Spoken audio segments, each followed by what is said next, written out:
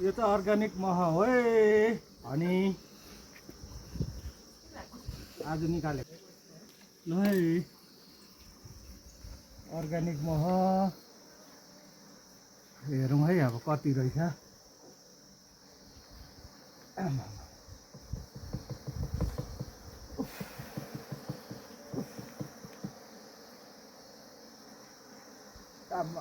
यसमा पनि पुरै रहेछ नि हौ। जाऊ है जाऊ है जाऊ है जाऊ है मौरीहरू। अहिले मेसिनमा निकाल्नुपर्छ यसलाई चाहिँ। सबै मेसिनमा गरेर चाहिँ टक्कै त्यस्तै हालिदिनुपर्छ।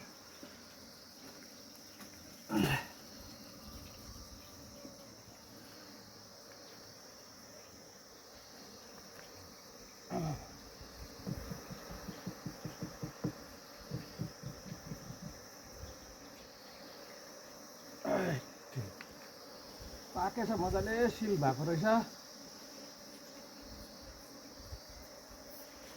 यो सिल निकालेको हो।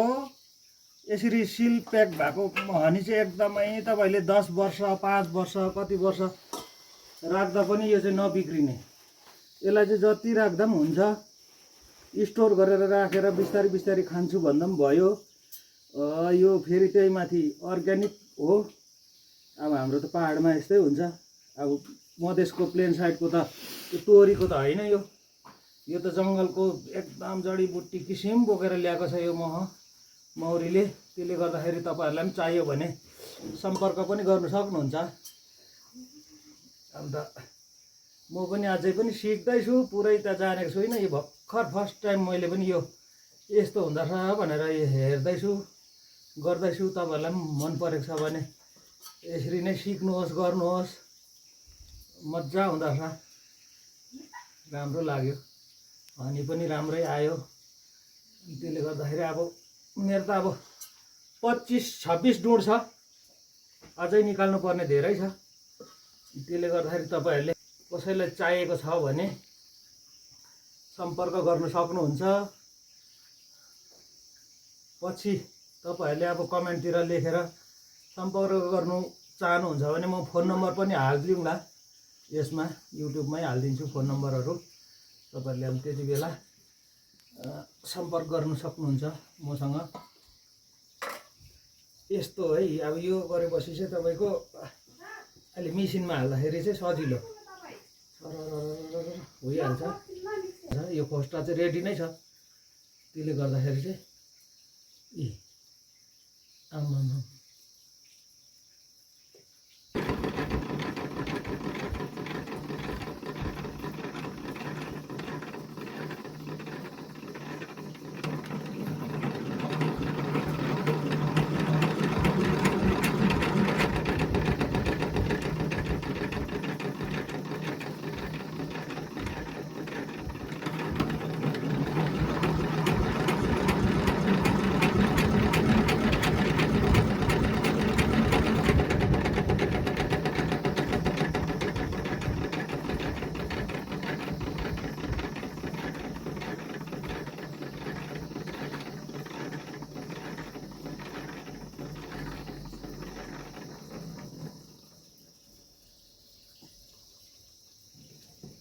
हल्का न हल्का गरेर मजाले निस्केछ